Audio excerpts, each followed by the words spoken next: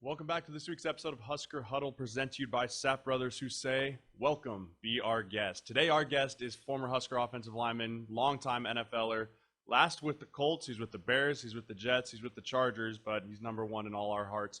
Matt Slauson is our guest today. Matty, how are you, buddy? Doing good, Searles. Good to talk to you. Appreciate you having me on the show. Absolutely, man. You're one of those guys that was a mainstay here at Nebraska, and then you walked the walk. You did the walk in the league there. So let's talk a little NFL football here real quick as we get started. No training camp, no OTAs. I mean, it's going to be an interesting year. I mean, what is your take on what the NFL situation is right now and how that might affect this season in 2020?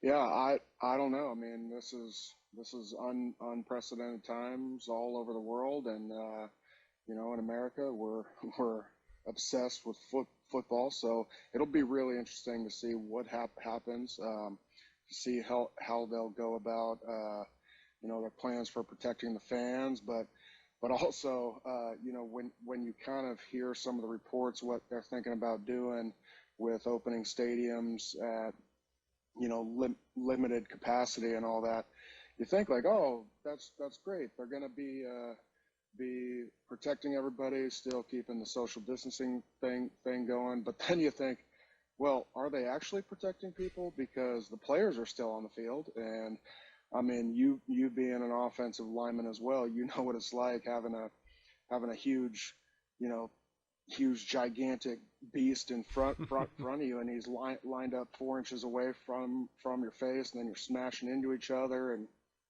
there's blood and sweat and just stuff flying everywhere. So I'm thinking, well, that doesn't make sense. That doesn't keep up with the social distancing guidelines. So I don't know how they're gonna do it. All I know is I miss football being played, so I can watch it and have like in everybody's homes, it's kind of a big important thing in everybody's weekend. Yeah, absolutely. I mean, yeah, it's basically impossible to socially distance while playing offensive line if you want to be any good at all. So, yeah, I mean, it's going to be very interesting to see how it works this year. I think it's going to be one of those things that it either works really well or it's not going to work at all. But Matt, you went in as a sixth round pick to the Jets. But talk about what it would have been like your rookie year if you would have had no OTAs and your first NFL experience with NFL players would have been the first day of training camp. Oh my gosh, if I didn't have all those reps and back in 2009 things were even more different. I mean, it was before the new CBA, a lot of the new player safety rules. So there was so many reps to go around.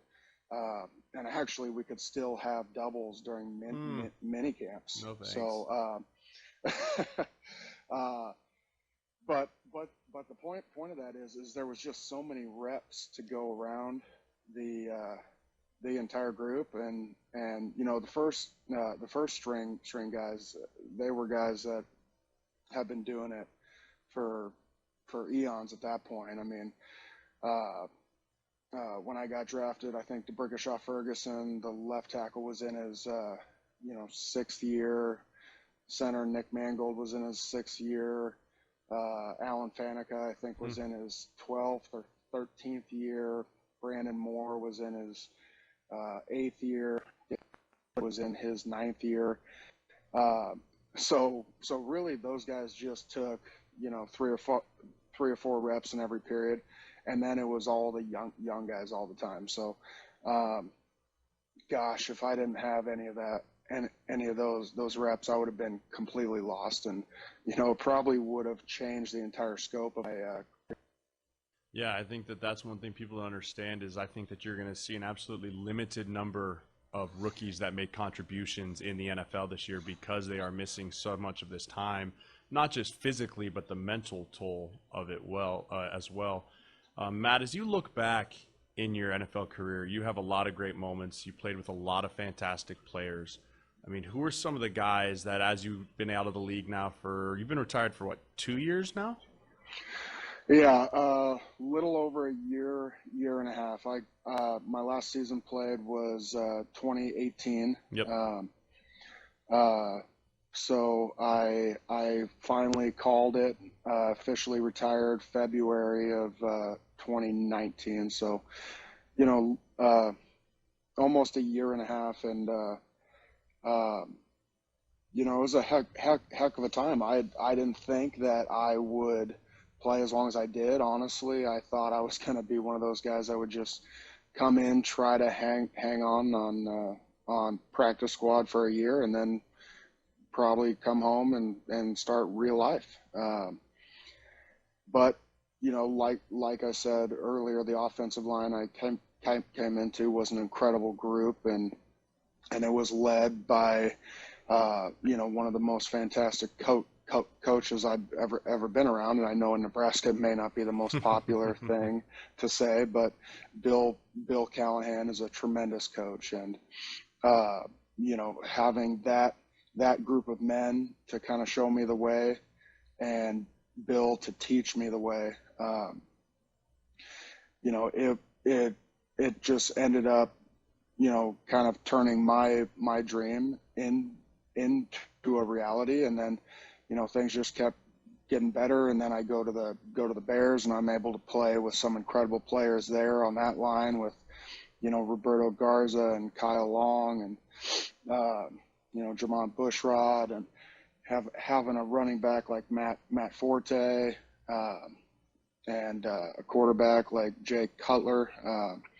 And then after that, going out to San Diego, having to move positions over to center and getting to snap the ball to a Hall of Famer in Phillip Rivers, and blocking for Melvin Gordon, watching Antonio Gates just catch everything. Yep. And then, after I left there, going, I was actually thinking about retiring, and Chris Ballard, the GM of the Colts, just called me out of the blue and said, "Hey, I need your help. We've got a group of really good players. They're so young, and there's been a lot of years of them just getting torn apart by the fans, by the media, for giving up all these sacks, that their confidence is low. So we need you to just come in and show these guys how to be kind of a throwback style of an offensive lineman." So I decided to play it another year, and that was a lot of fun, getting to be on the same line with Anthony Costanzo and Ryan Kelly and Quentin Nelson, and Braden Smith. And then week 6 of that year, broke my neck and my back, so that pretty much ended everything for me. But my backup, Mark Glowinski, he did a tremendous job filling in for me.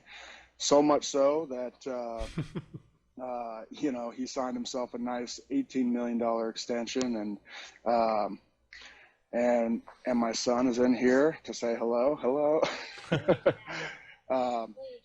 Hey, go on. It was fun. It was sad to kind of see it all end, but everything happens for a reason, and we're back in Nebraska now, and just really excited to kind of find out what's next. Absolutely, man. Again, this is Husker Huddle presented by Sapp Brothers. Here at Sapp Brothers, the top priority is to keep guests and teammates safe. Sapp Brothers is offering full service at the pump as our nation relies now more than ever on drivers and farmers to provide essentials to our communities. Sapp Brothers is committed to serving you. Well, I mean, that's a nice segue here, Matt, from Sapp Brothers, considering now I think you're going to be coming a little bit of the farmer life. What has retired life since you closed that chapter on the NFL, moved back to Nebraska now? What is next steps for the Slauson clan that you got out there?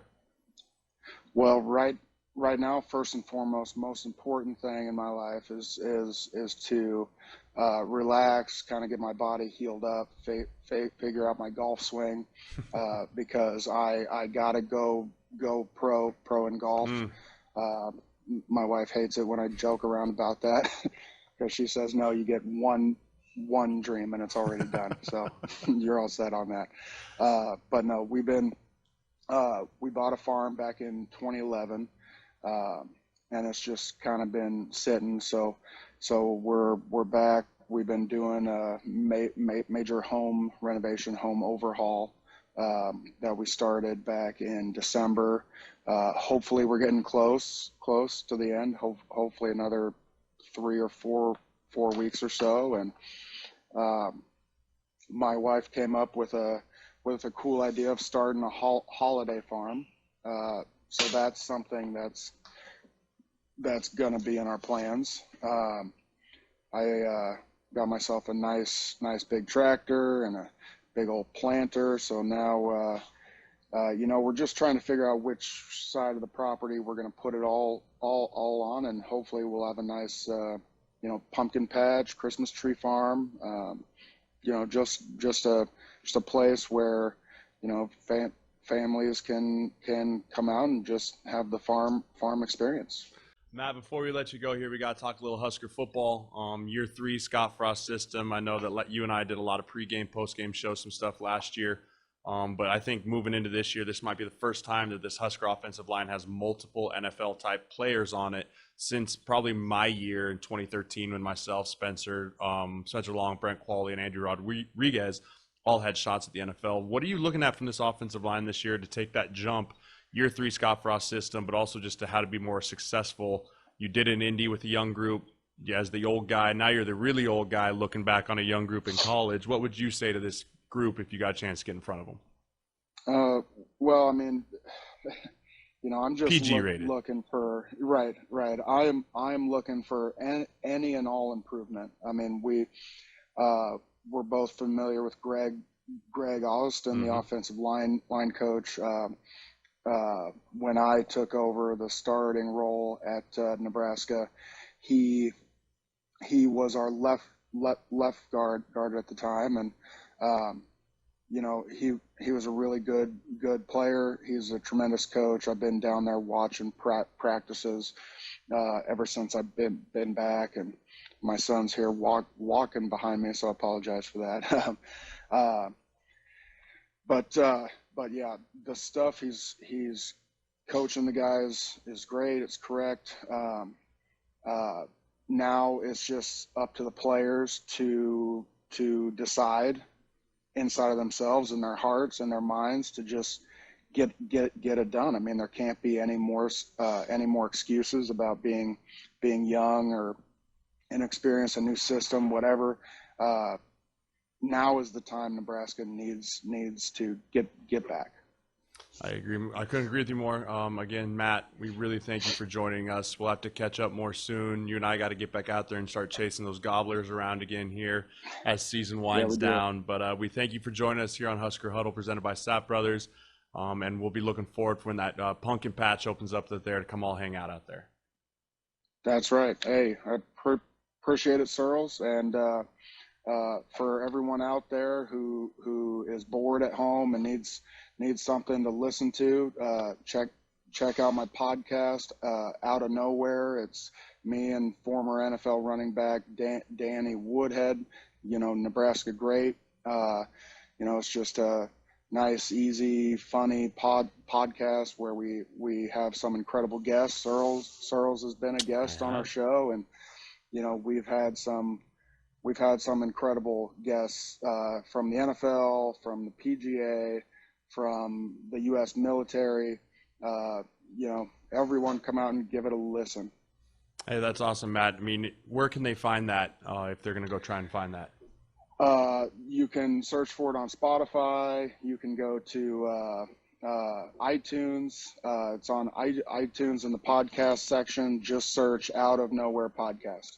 Yep, fantastic podcast, guys. If you haven't given it a listen, you have to. You'll laugh hysterically through the whole time. Through the first episode, I was dying laughing. You get a little bit more of unfiltered Matt, which is a great time, and then Danny always has some great takes as well. So, Matt, have a great rest of your day, man. Go play with the little ones out there. Swing that golf, and we'll look forward to your PGA Tour debut. All right, Jeremiah. Appreciate it. Awesome. Take care of yourself, Matt. Yeah, you too.